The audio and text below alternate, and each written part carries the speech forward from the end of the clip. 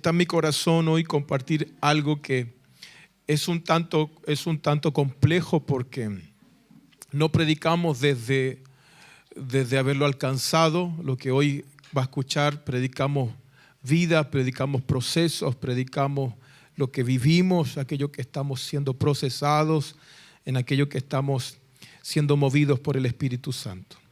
Amén.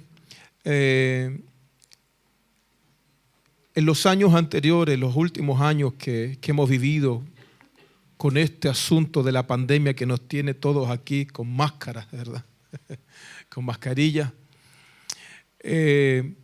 nos ha llevado a algo que pareciera ser que el Evangelio no lo ve de la misma manera que a lo mejor nosotros lo vemos. Nos ha llevado a algo que yo le llamo estimar la vida. La pandemia nos llevó y nos puso en un lugar donde hoy estimamos demasiado la vida. ¿Sí o no? Y todos decimos amén, porque Dios nos dio vida. Por lo tanto, tenemos que estimar la vida que Dios nos dio. Y cuando yo pienso en eso, desde una perspectiva un tanto diferente, veo que esta pandemia en algunos aspectos no ha colaborado con el Evangelio. Esta pandemia no ha logrado que la iglesia pueda entender el valor que verdaderamente tiene la vida.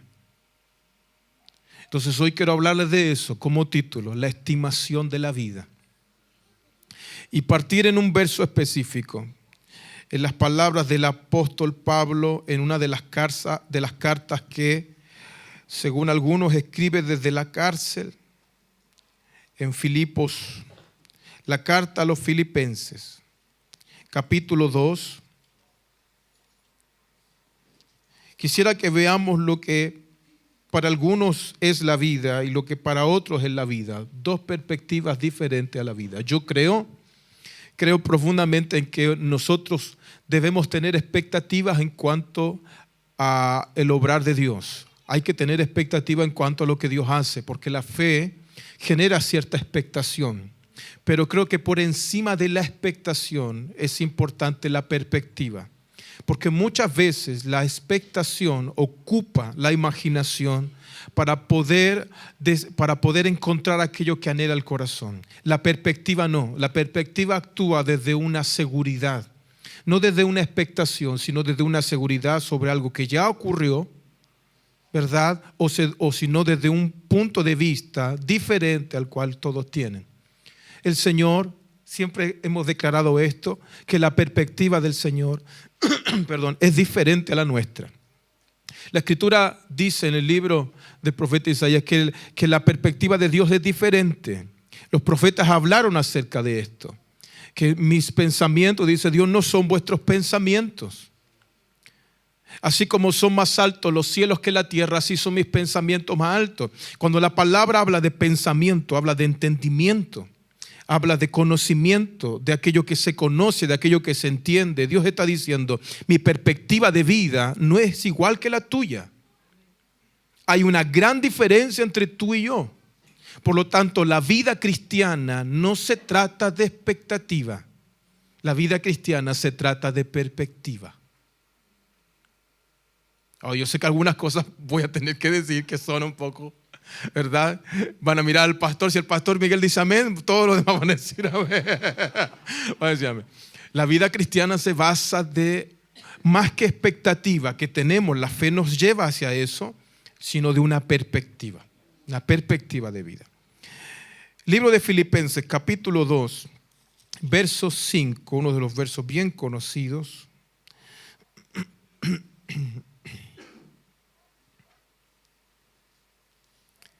Dice esto: haya pues en vosotros este sentir que hubo también en Cristo Jesús, el cual siendo en forma de Dios no estimó ser igual a Dios como cosa que aferrarse, sino que se despojó a sí mismo, tomando forma de siervo, hecho semejante a los hombres, y estando en la condición de hombre se humilló a sí mismo, haciéndose obediente hasta la muerte y muerte de cruz. por lo cual Dios también le exaltó hasta lo sumo y le dio un nombre que es por sobre todo nombre, para que en el nombre de Jesús se doble toda rodilla de los que están en los cielos y en la tierra y debajo de la tierra, y toda lengua confiese que Jesucristo es el Señor, para gloria de Dios Padre. El apóstol Pablo, cuando está escribiendo esto, este pasaje es uno de los pasajes que merece, escuche, yo no siempre soy amigo de estar todo el tiempo tomando los versos y desarmándolos y examinando cada palabra para ver qué significa. Hay cosas que son muy claras y son muy fáciles de comprender. El Espíritu Santo nos da entendimiento sobre eso. Pero hay palabras y hay versos en la Escritura donde no podemos pasarlo tan rápido, donde a veces nos va a demorar no solo una hora de estudio, no solo un día de estudio, nos va a demorar una vida. Hay versos de la Escritura que están compuestos de una manera tan profunda, que tienen tanto entendimiento celestial, tantos principios divinos, que son importantes mirarlo, porque lo que el apóstol aquí es, por ejemplo, está señalando, no está señalando solo una acción, sino una perspectiva eterna. El apóstol Pablo nos está escribiendo, y específicamente en estos versos nos está señalando una perspectiva tan alta de vida, una perspectiva tan alta de propósito eterno, que nos lleva a comprender qué sucedió verdaderamente con aquel a quien nosotros adoramos, aquel a quien nosotros levantamos el nombre y reconocemos ese nombre, a quien nosotros en estos momentos, mientras estábamos adorando, le damos loor, le damos pleitesía. El apóstol Pablo nos está señalando el por qué le damos pleitesía a ese nombre. ¿Cuál es la razón fundamental por la cual ese nombre ha sido levantado y es por sobre todo nombre? El apóstol Pablo nos está poniendo en la perspectiva correcta para una adoración y una exaltación exacta, con verdadero reconocimiento, y no solo una expresión emocional del corazón, sino con entendimiento. Por eso este verso está tan bien armado. El apóstol Pablo fue tan intencional en cada palabra, tan bien armado en la estructura de lo que él está señalando, que merece la pena que nosotros miremos. Ahora, solamente por cuestión de tiempo vamos a tomar solo una palabra para mirar la perspectiva del apóstol y examinar a través de eso el propósito de Dios para lo que nosotros consideramos o llamamos vida. Y la palabra que quiero llamar su atención es la que dice el apóstol Pablo cuando habla de aquel sentir: haya pues en vosotros este sentir que hubo también en Cristo Jesús, el cual siendo en forma de Dios no estimó ser igual a Dios como cosa que aferrarse, sino que se despojó a sí mismo. Esa expresión es demasiado alta. Y escuche lo que voy a decir. Esa expresión es demasiado alta. Despojarse a sí mismo es una expresión demasiado alta para pasarla rápidamente. No nos alcanza. Escuche lo que voy a decir. No nos va a alcanzar lo que nosotros llamamos vida, o lo que la gente común llama vida. Este periodo de años que vivimos sobre la tierra, no nos va a alcanzar la vida para comprender en profundidad lo que esto significa. Lo que el apóstol Pablo está señalando es un entendimiento tan profundo que no nos va a alcanzar la vida.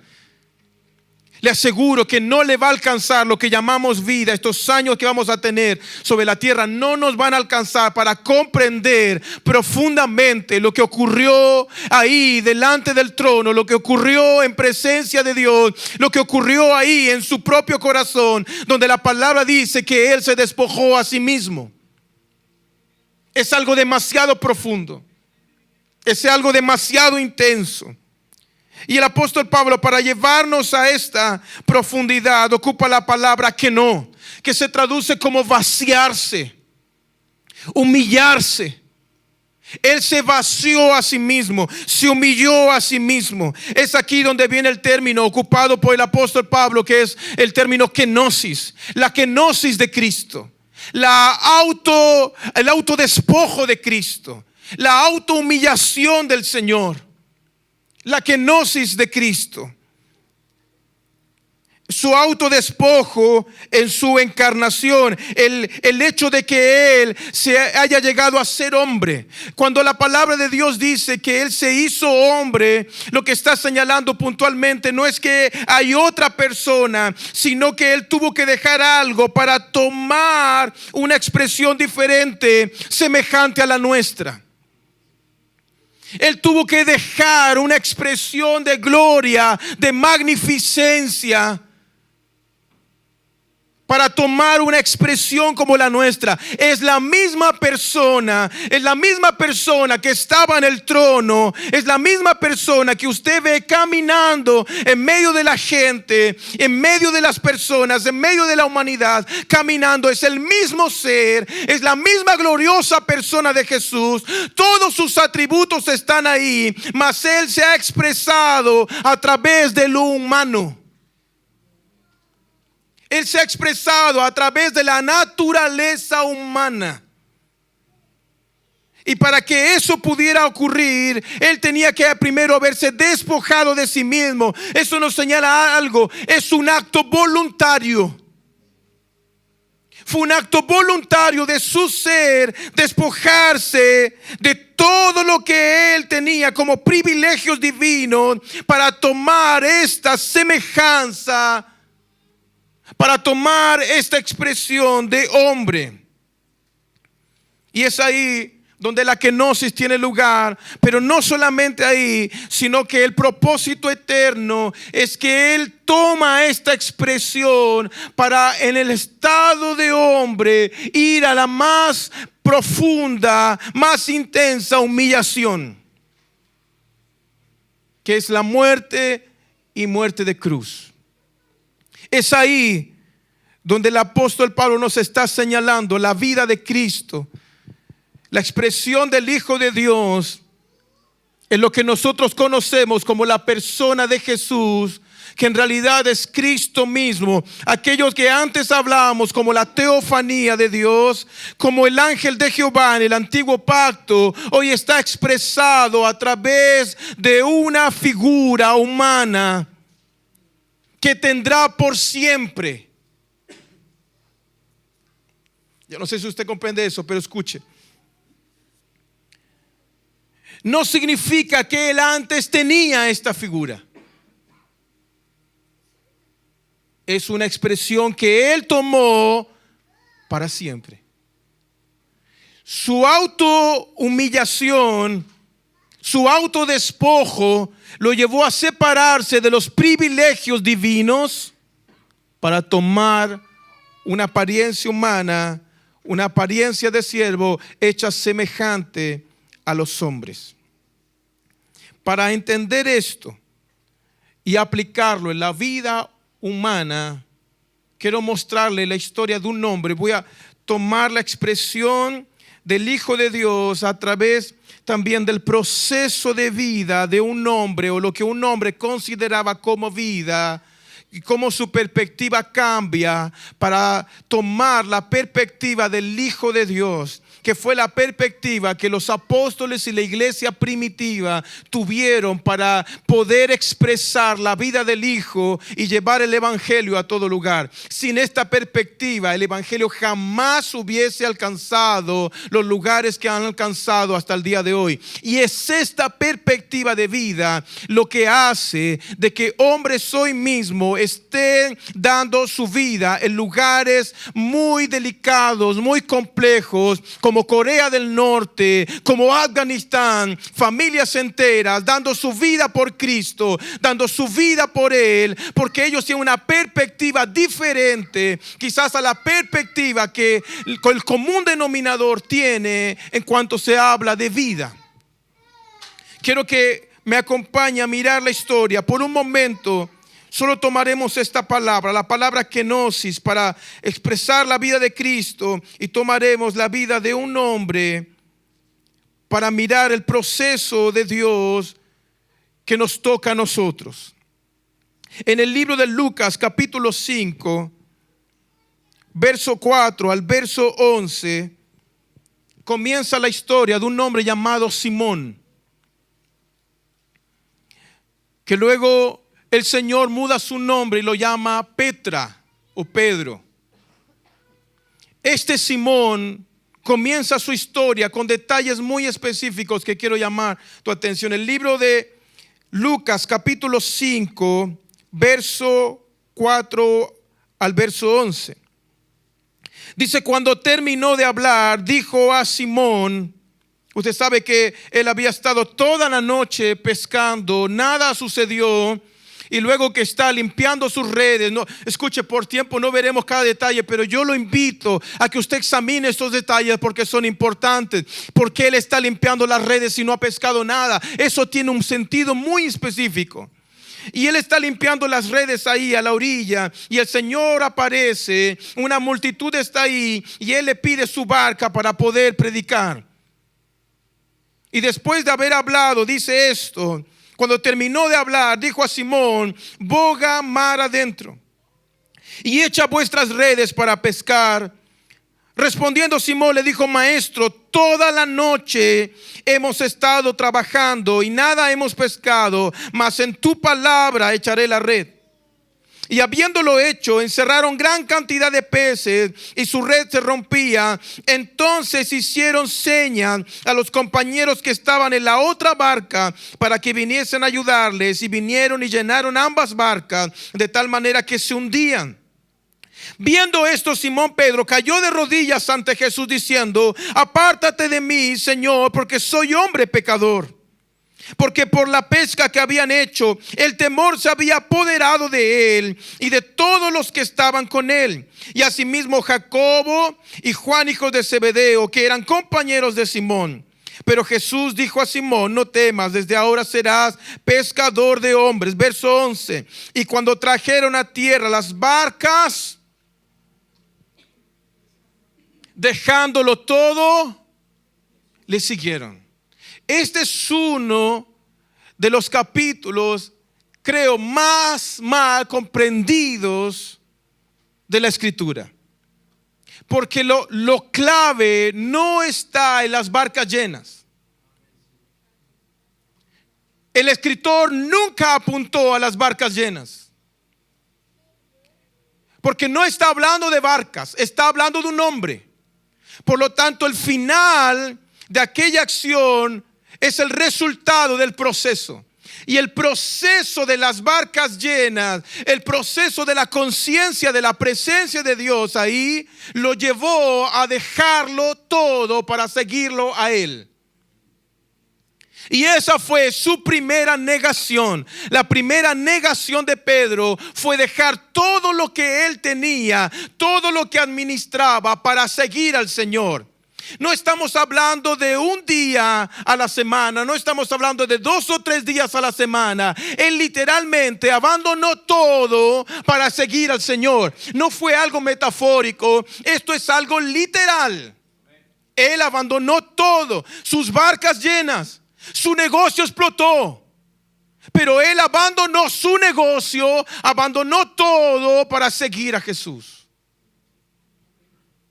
Por lo tanto, hasta ese momento, la negación de Pedro ante aquello que él administraba, aquello que el mundo le podía proveer, o aquello que él necesitaba, sus necesidades básicas, quedaron no solo en segundo lugar, en el más bajo lugar para seguir a Jesús.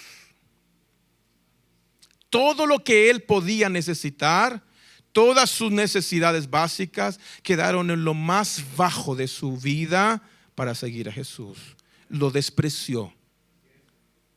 Ahora, si usted ve la vida de Pedro siguiendo al Señor una y otra vez, constantemente caminando con Él todo el tiempo, llega un momento, voy a avanzar muchísimo, llega un momento donde Jesús está a punto de experimentar el propósito de la kenosis, morir en la cruz. Y entonces Él le habla a sus discípulos acerca de esto, que Él va a morir en la cruz, y que cuando lo tomen preso y lo lleven delante del concilio para ser crucificado, todos los que estaban con Él se iban a escandalizar. Es decir, todos iban a huir, todos iban a temer por sus vidas. Y entonces Pedro, en medio de eso, de este discurso íntimo del Señor para con ellos, Pedro dice: todos se van a escandalizar menos yo. No está hablando alguien con un corazón, escuche, inexperto en cuanto a abandono. Está hablando alguien que ha dejado todo para seguir a Jesús. No está hablando alguien, y perdóneme, porque no estamos predicando solo para ustedes, también para nosotros. Él no está hablando de un hermano de domingo. No está hablando de un hermano que se congrega los domingos. No está hablando de una persona que se une a las transmisiones o que se conecta a los Zoom y a los discipulados. Está hablando de uno que ha abandonado todo, que ha dejado todo por el Señor.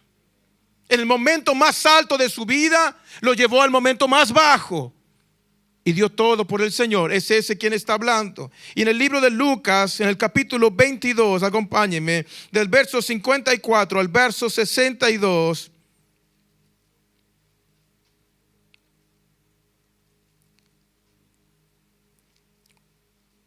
Después de que Jesús le habla estas palabras, de que justo él se iba a escandalizar y él sería la persona que lo iba a negar a Jesús 3 veces antes de que el gallo cante.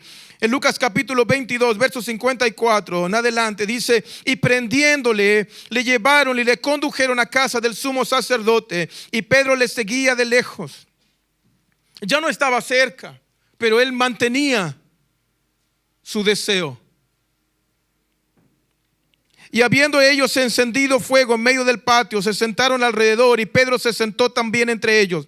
Pero una criada, al verle sentado al fuego, se fijó en él y le dijo: también este estaba con él. Pero él lo negó diciendo: mujer, no lo conozco. Un poco después, viniéndole otro, dijo: tú también eres de ellos. Y Pedro dijo: hombre, no lo soy. Como una hora después, otro afirmaba diciendo: verdaderamente también este estaba con él, porque es Galileo. Y Pedro dijo: hombre, no sé lo que dices. Y enseguida, mientras todavía hablaba, el gallo cantó.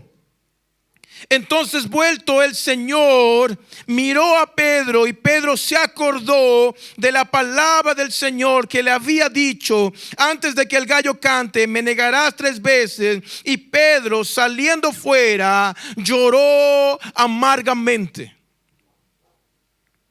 El hombre que había tomado una determinación por Jesús, por seguir a su Señor, a su maestro, esa determinación bajo la conciencia que tenía de que aquel que estaba delante de él era el Señor, era el Dios Todopoderoso.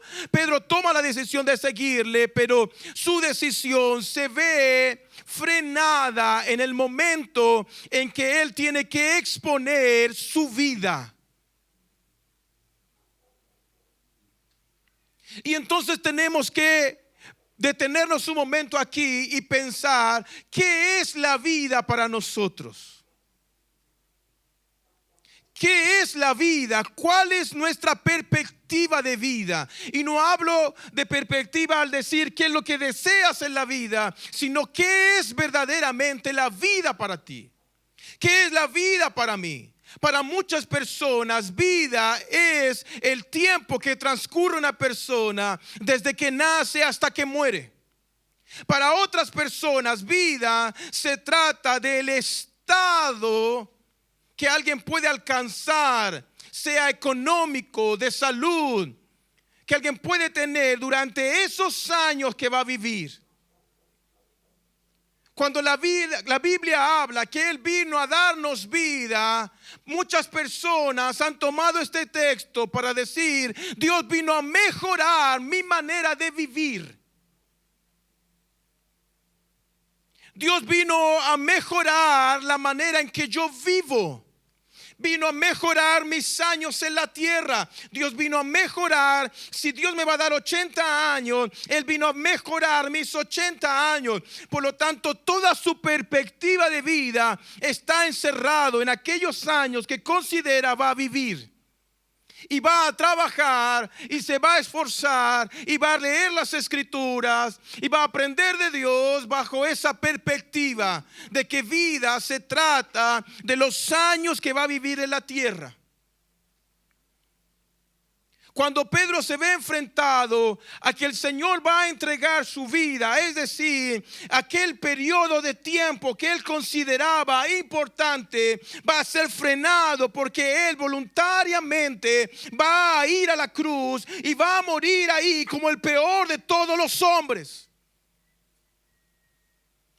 Cuando Pedro ve esta expresión, Pedro lo único que quiere es retener a su maestro para que él no vaya a ese lugar que para él es un lugar inmerecido para el Señor. Y nosotros estamos de acuerdo desde esa perspectiva, pero él no entiende que el Señor nació puntualmente para eso, que lo que él va a experimentar ya ocurrió antes, ya ocurrió en su corazón, ocurrió en la eternidad, antes de que él se expresara como hombre. Por eso cuando escriben los apóstoles acerca de Jesús, hablan del Cordero y dicen así: he aquí el Cordero inmolado antes de la fundación del mundo.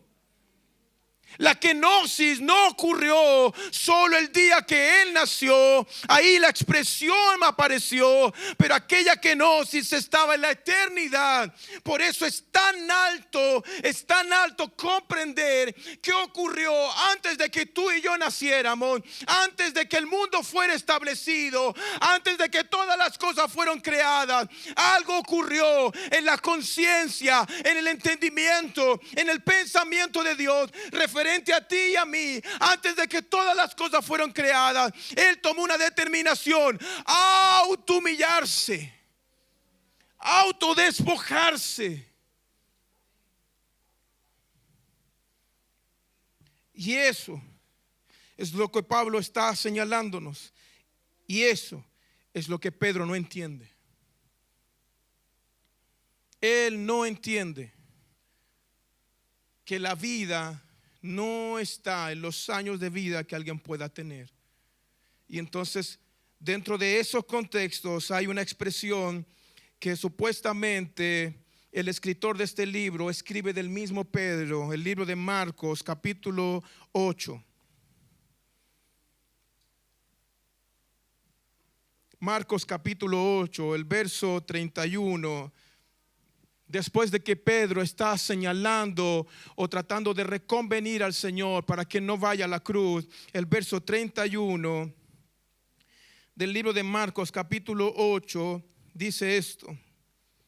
Verso 33, perdón. Entonces él, volviéndose y mirando a sus discípulos, reprendió a Pedro diciendo: apártate de mí, Satanás. Escuche esto: pues no pones la mira en las cosas de Dios, sino en las de los hombres.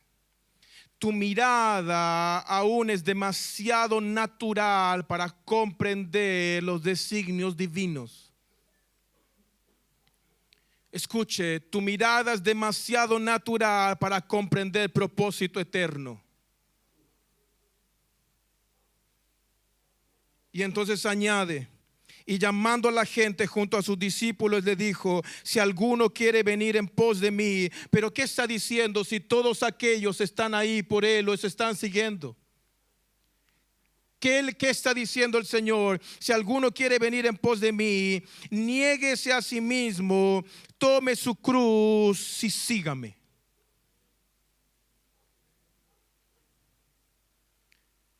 Si alguno quiere venir en pos de mí, niéguese a sí mismo y tome su cruz. La palabra o esta expresión negarse a sí mismo se traduce en otras versiones como negarse a las exigencias de nuestro propio yo. Negarse a nuestras exigencias. Negarse a aquello que nosotros queremos. Póngale el nombre que usted quiera: sueños, planes, propósito de vida. Todo lo que usted ha considerado que significa vida, Dios dice negarse a aquello.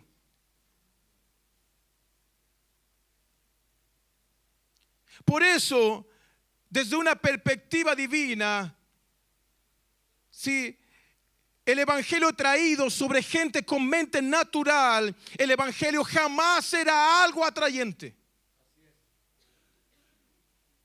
Porque la gente natural no percibe las cosas que son del Espíritu, porque sus sentidos solo se mueven en ámbitos naturales. Pero la gente espiritual, su perspectiva muda, porque ser espiritual no es hablar en lengua. Ser espiritual es caminar bajo un entendimiento del propósito eterno y de la voluntad divina del Padre sobre nuestras vidas, bajo un entendimiento santo de aquello que Él desea para nosotros, y caminar en obediencia de acuerdo a aquel mandamiento. Ser espiritual es mucho más que tener inclinaciones espirituales. Es mucho más que tener solo una inclinación espiritual. Hay gente hoy sentada en sillas como usted, escuchando herejías, porque en su corazón tienen inclinaciones espirituales. Hay gente sentada escuchando herejías del budismo. Hay gente bajo una filosofía de vida como el Islam, siendo preparados para llenar el mundo con su religión. Hay gente hoy, en este mismo momento, en las naciones de la tierra, siendo instruidas con herejías y falsos evangelios, con doctrinas de demonios, porque tienen inclinaciones espirituales, porque en su vida tienen inclinaciones espirituales que los lleva a buscar una dirección. Por lo tanto, ser espiritual es más que tener inclinaciones espirituales. Ser espiritual es caminar bajo un entendimiento santo. Y ese entendimiento no viene de ningún otro lugar que no sea Dios. Y entonces añade: el que quiera salvar su vida, la perderá. Pero cualquiera que pierda su vida por causa de mí, me gusta esta expresión, y del evangelio, la salvará. El punto a tratar de Jesús, escúcheme por favor, del punto a tratar de Jesús desde que Él comenzó a manifestarse a través de una mujer virgen y su nacimiento virginal hasta el día en que muere en la cruz, todo se trató de vida.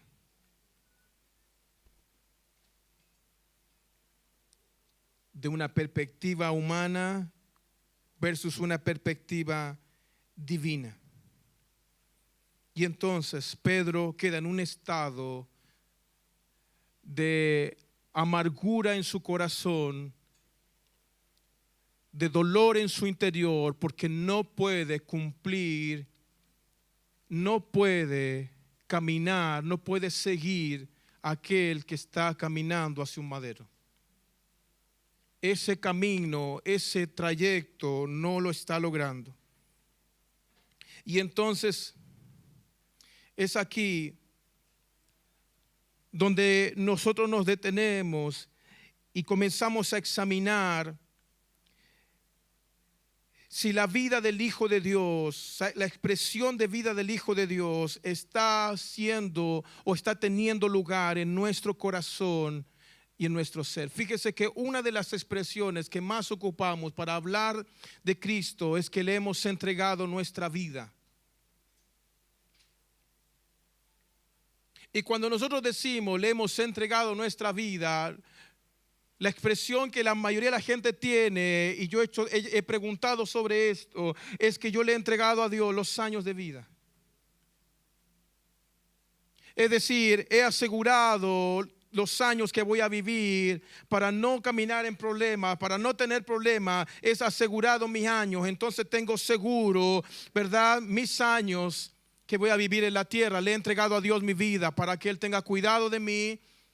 Le he entregado la vida de mis hijos para que Él tenga cuidado de mis hijos. Le he entregado la vida de mi familia para que Él tenga cuidado de mi familia. Pero cuando Dios intenta tomar aquello que nosotros le hemos entregado en nuestro corazón, nos damos cuenta que verdaderamente lo que le hemos entregado solo ha sido una expresión de lo que nosotros consideramos vida y no de lo que Él considera vida.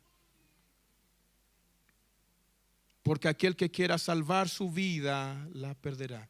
En este ámbito escuche, las tentaciones del Señor cuando Él fue llevado al desierto fueron ordenadas en ámbitos. Satanás no actuó sin entendimiento. Recuerde que la Escritura nos habla de 4 tipos de sabiduría. Sabiduría animal, sabiduría natural o humana, sabiduría demoníaca y sabiduría celestial.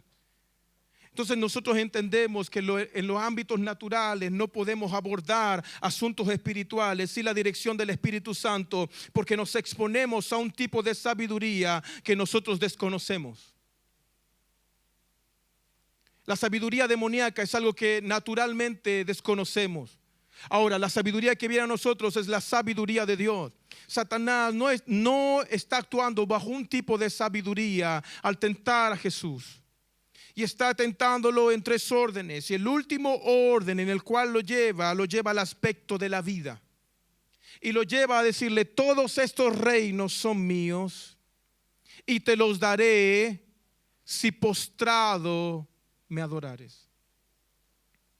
Y entonces aparece una respuesta muy profunda, muy clara del Señor, diciéndole esto: solo al Señor tu Dios adorará y solo a Él servirá.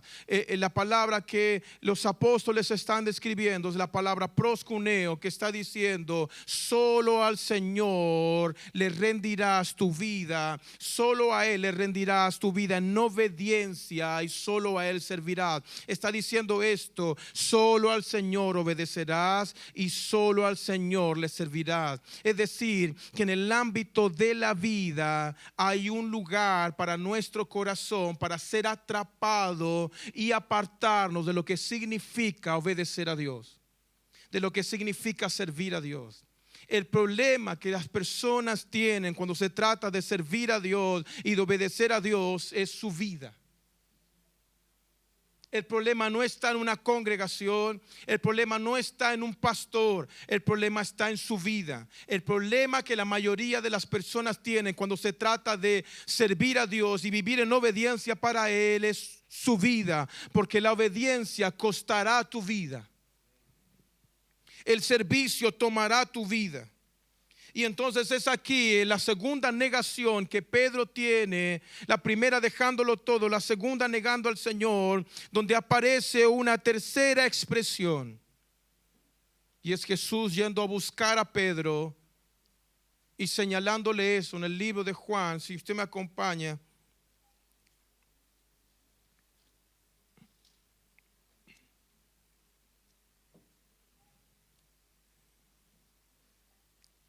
Verso 18, capítulo 21, verso 18 del libro de Juan.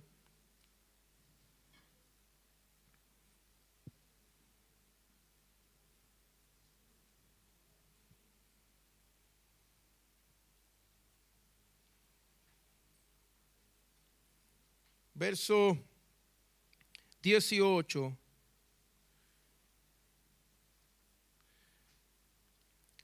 Jesús va a Pedro, lo toma aparte y hay esta expresión que usted yo sé que conoce: Pedro, ¿me amas? Y él dice: sí, Señor, te amo. Y hay distintas expresiones, ¿verdad? Agape, filio, y hay estas expresiones ahí.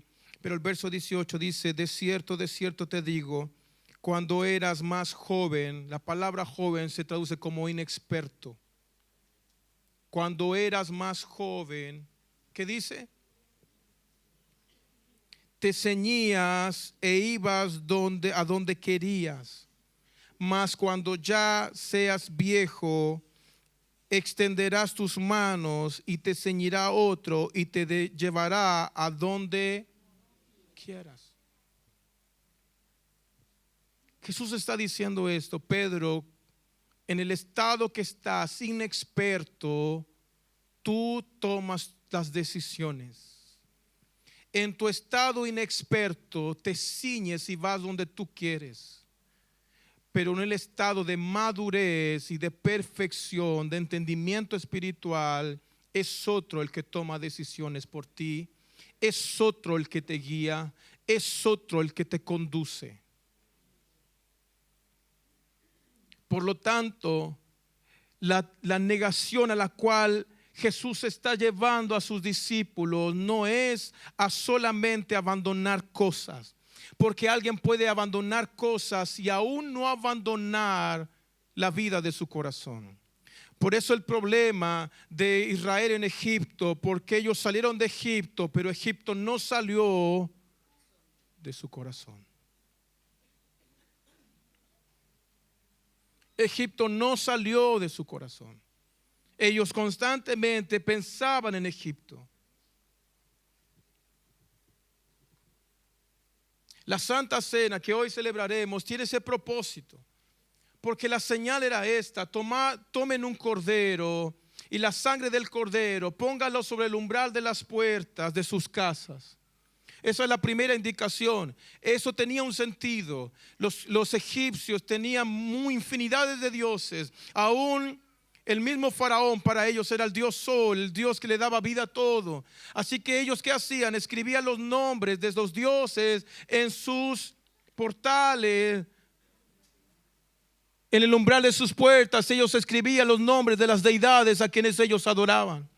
Por lo tanto, poner la sangre en los umbrales significaba renuncia. Renunciar a una filosofía de vida y a una cultura. Y el segundo aspecto era entrar en casa y comer del cordero. Literalmente, comer la carne de un animal sacrificado. Es esta la señal, el pasar por alto que Jesús ocupa para decir: esto es mi carne y esta es mi sangre. En el día en que ellos celebraban el Pesaj, la Pascua, donde nace lo que nosotros hoy tenemos como Santa Cena. Entonces Pedro tenía que entender algo: que la humillación de Jesús lo puso en un lugar donde los hombres deben estar, hecho semejante a los hombres. Esa semejanza, él ocupa la palabra siervo. ¿Recuerda lo que leímos en Filipenses? Que se despojó tomando apariencia de hombre, apariencia de siervo, hecho semejante a los hombres. Esta apariencia de siervos, diga conmigo, es la palabra doulos. Esta palabra ya no es ocupada en nuestros tiempos. La mayoría, no sé si de acá, pero en los distintos lugares donde vamos, la gente nos llama siervos, ¿cierto? Siervo de Dios. La palabra siervo no era una palabra tan agradable en los tiempos de la cultura griego-romana. No era una palabra que traía honra. Que tú le llames siervo a alguien no era tan lindo. La palabra doulos describe la condición y el estado de un esclavo. Esa palabra se traduce como esclavo, siervo o esclavo. Y escuche esto: el siervo o criado, que la mayoría de nuestras Biblias traduce como siervo, pero escuche esto: siervo o criado recibe una paga por su servicio, tiene la libertad de escoger para quién trabajar y el tipo de trabajo que desea. El siervo mantiene cierta autonomía y derechos individuales. Pero la palabra doulos, la traducción más exacta, es la palabra esclavo. Y puesta en el contexto, escuche: esclavo, en cambio, es una posesión, no tiene ninguna autonomía o derechos. Tampoco tiene voluntad ni opinión. Los griegos utilizaban este término para referirse a un esclavo que estaba unido a su señor con lazos tan fuertes que solo la muerte los podría separar.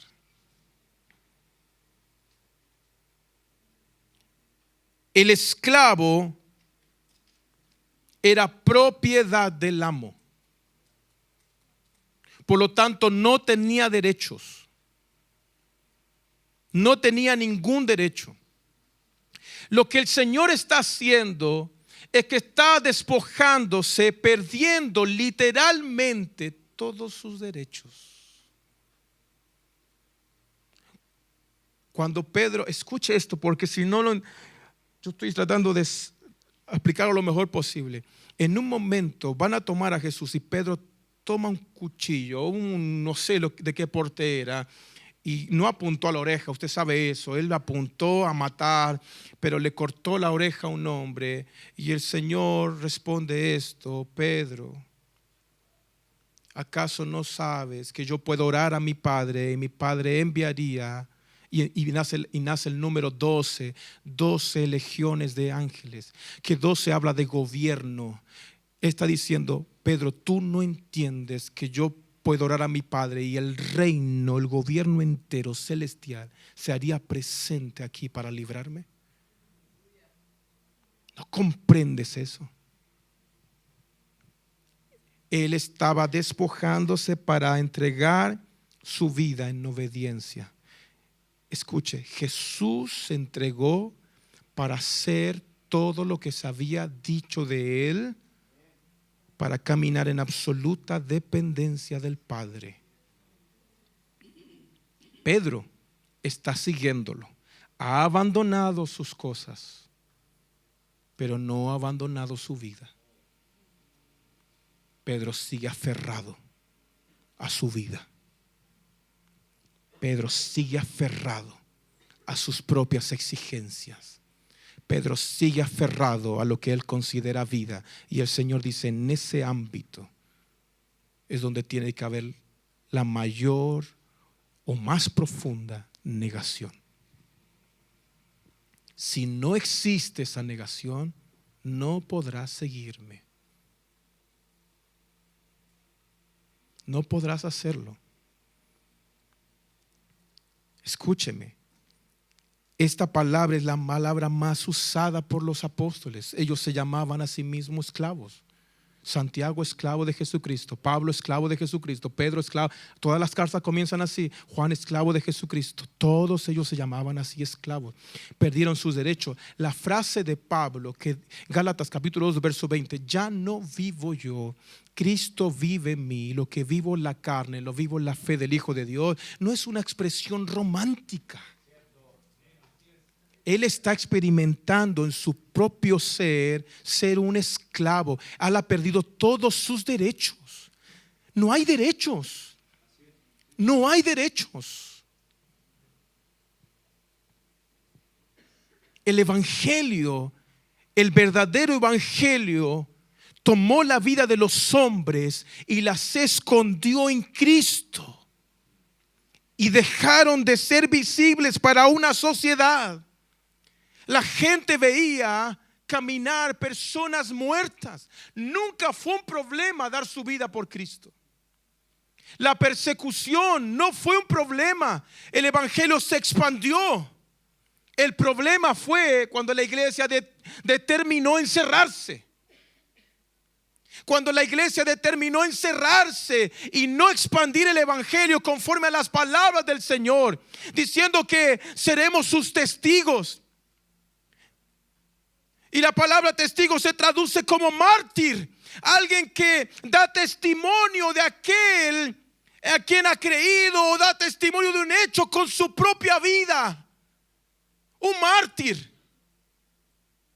Y me seréis testigos en Jerusalén, en Judea, en Samaria, hasta Chile, hasta lo último de la tierra.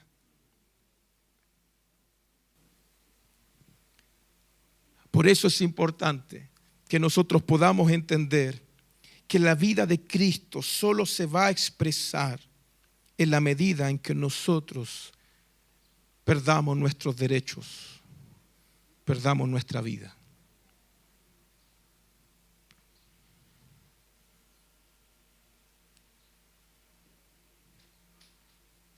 Yo te aseguro que todos nosotros estamos acá aferrados a algo.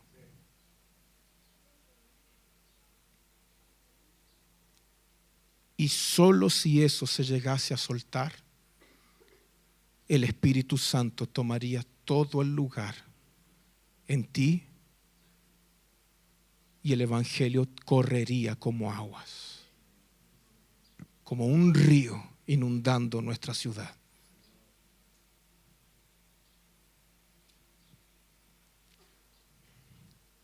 La celebración de una cena como la de hoy solo será consciente en la medida en que nosotros perdamos nuestra vida.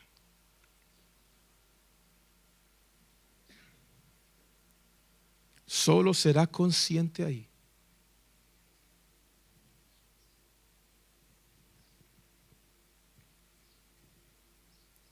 Por eso que la pandemia podría haber colaborado, pero lo que ha hecho es que le ha dado más valor a nuestra vida.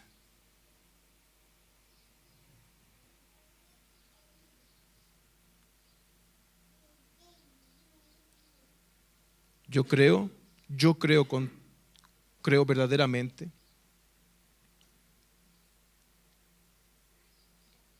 que los próximos años se acerca una gran persecución sobre la iglesia. Creo que los próximos años, no solo a través de leyes, sino de manera violenta, la iglesia será perseguida.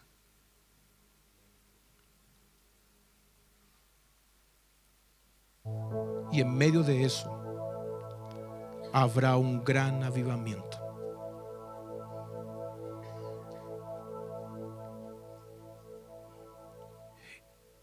Y la fe solo tendrá lugar en medio de personas que han abandonado todo.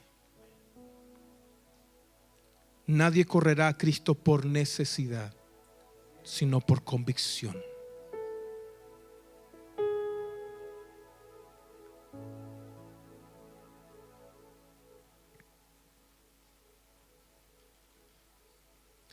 Lo que viene y está viniendo sobre las naciones de la tierra es mucho más fuerte de lo que tú piensas. El punto es, ¿estás listo para morir?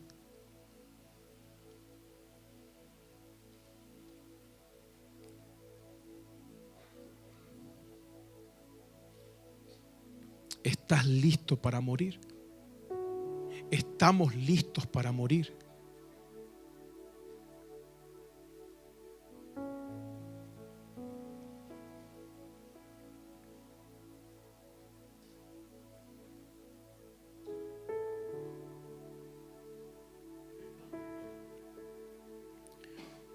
Voy a contar algo que es, guardaré algunos detalles por amor, por respeto. Tengo un pastor amigo, misionero, que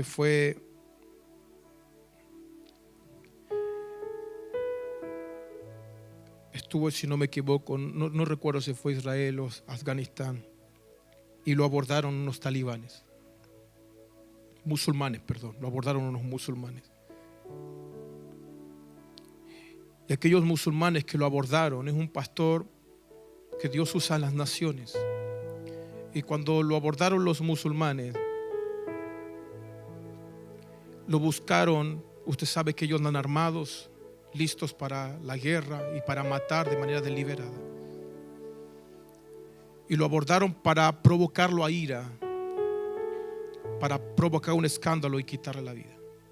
Y él me dijo esto: en aquel momento yo sabía que eran mis últimos minutos. Y le pedí al Señor, mientras oía literalmente en los labios de aquellos hombres que me desafiaban la voz de Satanás, le pedí al Señor que su espíritu me guiara. Y él dice: comencé a hablar en el nombre de Jesús, y comencé a hablar de Cristo y a mantener mi fe firme, sabiendo que en cualquier momento alguno de ellos sacaría su arma y me quitaría la vida. Y entonces él dice esto: ellos se apaciguaron y dijeron esto: no eres como los demás. Solo se apaciguaron por eso. No eres como los demás, pastores y gente que viene, que cuando se ven amenazados son cobardes y huyen. Tú estabas dispuesto a entregar tu vida por amor a ese Señor, y solo por eso lo dejaron ir.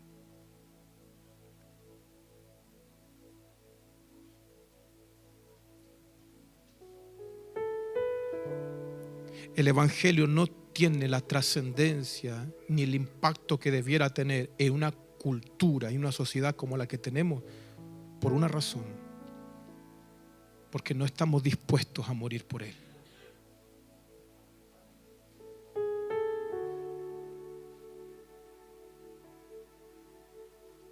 No celebramos la muerte, pero sin muerte no hay vida.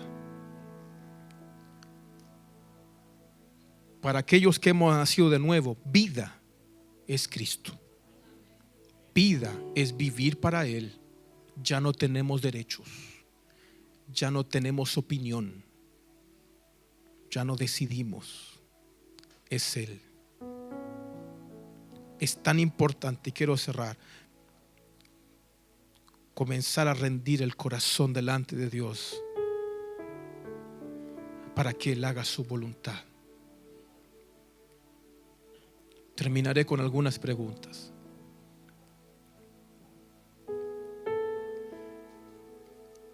Para aquellos que están de novio,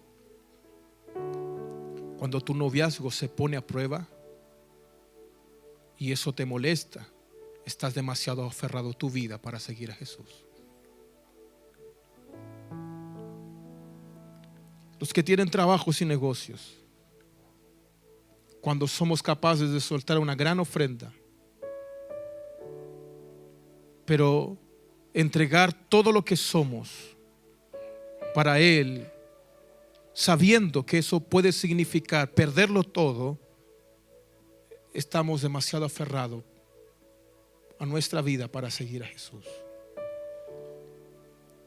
Hay muchas cosas que la iglesia no logra administrar porque las ama demasiado. Ama demasiado las cosas antes que a Dios. Y la vida no se trata de cosas, se trata de Él. Por lo tanto, es tan importante en esta mañana, y quisiera partir diciendo: no es algo que hemos alcanzado, es algo que vivimos diariamente, es un proceso. Pero hay tres perspectivas, y acá termino. ¿Cuál es tu estado? Algunos quizás están como Pedro, diciendo: pastor, yo estoy abandonando tiempo, entregando mi tiempo al Señor, entregando mis recursos al Señor, poniendo todo al servicio de Él. Estoy en ese nivel de negación. Otros diciendo: pastor, yo estoy en la etapa de las promesas vacías, en la etapa donde le prometo a Dios cosas que no cumplo. Y estoy en la etapa del lloro, de estar amargado, de estar amargamente sufriendo por no poder servir a Dios de la manera que Él quiere. O quizás algunos ya están en la etapa donde la negación ha ido tan profundo que ahora el Espíritu Santo les está guiando en todo. No sé en cuál etapa estás tú, pero la etapa a la cual el Señor quiere llevarnos es la etapa donde no te ciñas tú mismo, donde no tengas que ceñirte tú, donde el Señor hará lo que Él quiera, de la manera que Él quiera.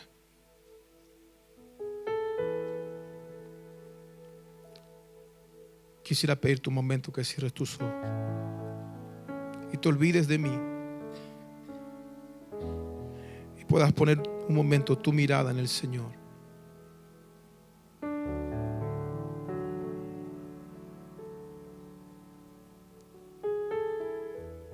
Y ahora ya no le pidas más de Dios, más de Él para ti. La pregunta es: ¿cuánto Él te posee? ¿Cuánto te posee el Espíritu Santo? ¿Cuánto tiene de ti? Desde la mañana hasta la noche, desde el lunes hasta el domingo. ¿Cuánto Él tiene de ti?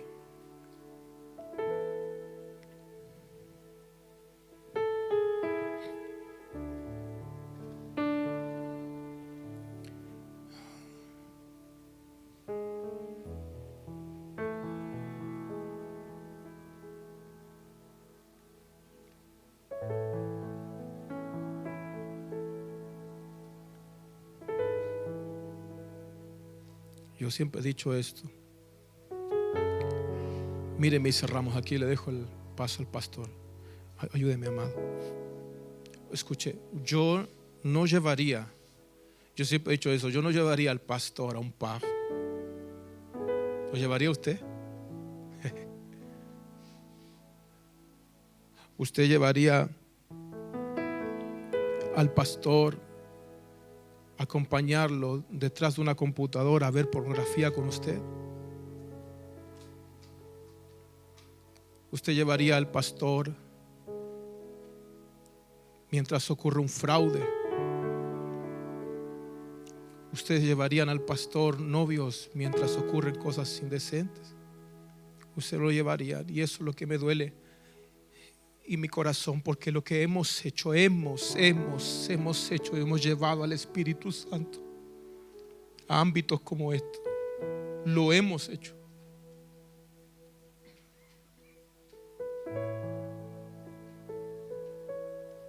Tenemos al Espíritu Santo, pero vivimos como si Él no estuviera presente.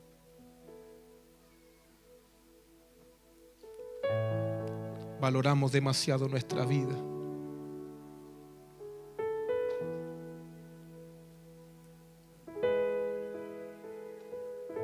¿De qué es tiempo de arrepentirnos? De metanoia, un cambio de perspectiva de vida.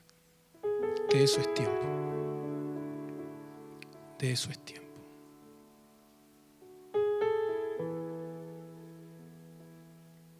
Rabakaramataramasse.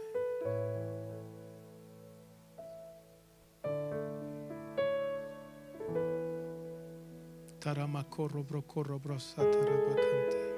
Precioso Espíritu Santo.